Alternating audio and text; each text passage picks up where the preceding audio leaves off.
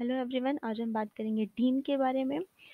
Dean होता है जो एक यूनिक आइडेंटिफिकेशन नंबर होता है, जिसे डायरेक्टर आइडेंटिफिकेशन नंबर कहते हैं। ये एक ऐसे व्यक्ति को अलॉट किया जाता है जिसने कंपनी अधिनियम 2013 के तहत DIR 3 फॉर्म को भरा हो। ये एक 8 डिजिट का पहचान संख्या होती है। डीन नंबर जो होता है उसमें कंपनी के डायरेक्टर का पैन, उसके रेसिडेंट ID, मतलब घर का पता वगैरह सारी डिटेल्स होती हैं।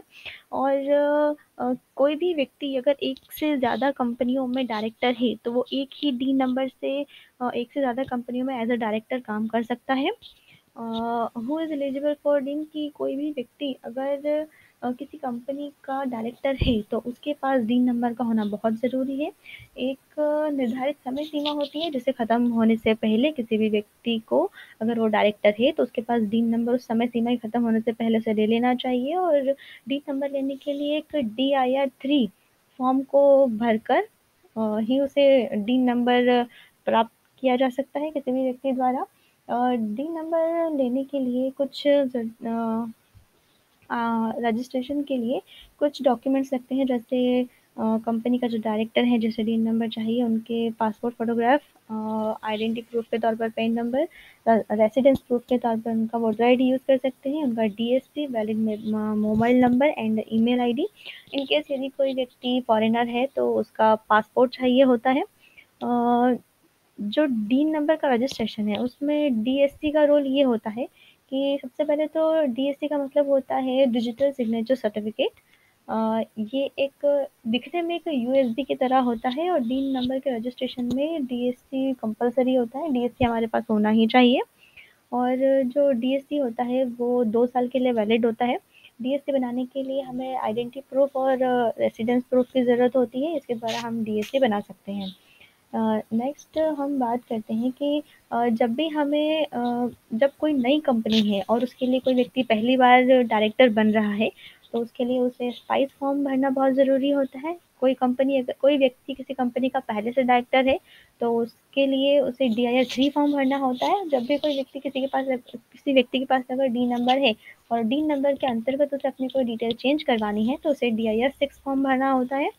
नेक्स्ट हम बात करते हैं कि हमें डीन नंबर का यूज़ क्या आता है। तो जो डीन नंबर होता है वो एक यूनिक आइडेंटिटी नंबर होता है, मतलब एक वैलिड ID के रूप में की तरह हम डीन नंबर का यूज़ कर सकते हैं। डीन के अंदर कंपनी के डायरेक्टर का पैन नंबर होता है और उसकी रेसिडेंस प्रूफ होते हैं। और जब भी कोई डायरेक्टर किसी कंपनी की कोई डिटेल कहीं जमा करता है तो उसमें डायरेक्टर की सिग्नेचर के साथ साथ उसका डीन नंबर लिखना भी ज़रूरी होता है। नेक्स्ट, कोई भी डीन धारक है तो उसे हर साल DIR 3 फॉर्म भरना ज़रूरी होता है। इसके अलावा कोई भी व्यक्ति अगर पहली बार डीन ले रहा है तो उसके लिए DIR 3, और जो व्यक्ति पहले से डीन ले चुका है उसके लिए KYC वेव की डेट लेना बहुत ज़रूरी होती है।